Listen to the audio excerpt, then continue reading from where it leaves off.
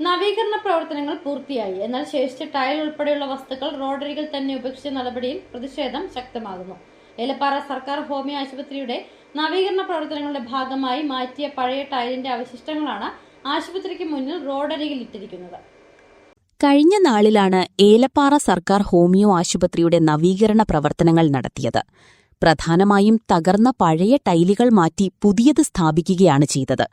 എന്നാൽ പൊളിച്ചുമാറ്റിയ പഴയ ടൈലുകൾ ആശുപത്രിക്കു മുന്നിൽ റോഡരികിൽ നിക്ഷേപിച്ചതിനെതിരെയാണ് പ്രതിഷേധമുയരുന്നത്. ഈ ടൈലുകൾ ഇവിടെ ഇട്ടിട്ട് ദിവസങ്ങൾ കഴിഞ്ഞു. ബന്ധപ്പെട്ട അധികൃതർ ഇവിടെ നിന്നും ഇത് മാറ്റുവാൻ ഇതുവരെയും നടപടി സ്വീകരിച്ചിട്ടില്ല. ഏലപ്പാറ ഹോമിയോ ആശുപത്രിയുടെ ടൈൽ നവീകരിച്ചപ്പോൾ ആ വേസ്റ്റായ ടൈൽ മൊത്തം റോഡിലിട്ടേക്കാണ്. ഇപ്പോൾ ഫുട്പാത്ത് വഴി ആർക്കും നടക്കാനോ മറ്റു കാര്യങ്ങളോ പറ്റില്ല. അപ്പോൾ മഴ പെയ്ത് കഴിയുമ്പോൾ ആ ടൈൽ ഒലിച്ച് ഓടയിൽ വീഴുകയും ഓട ബ്ലോക്ക് ആകുകയും ചെയ്യുന്നതായിരിക്കും. അതിന് ഒരു നടപടി ചെയ്ത് കൊടുക്കണമെന്നാണ് താഴ്മ ആവശ്യം. മഴവെള്ളവും മലിനജലവും ഒഴുകിപ്പോകുന്ന ഓടയ്ക്ക് സമീപത്താണ് ടൈലുകൾ ഇട്ടിരിക്കുന്നത്. കൂടാതെ റോഡരികിലൂടെ കാൽനട യാത്രക്കാർ സഞ്ചരിക്കുന്നതുമാണ്.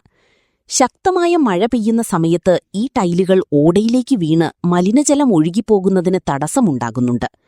ബന്ധപ്പെട്ട അധികൃതരുടെ നേതൃത്വത്തിൽ ഈ ടൈലുകൾ ഇവിടെ നിന്നു മാറ്റണമെന്ന ആവശ്യം ശക്തമായി കഴിഞ്ഞു.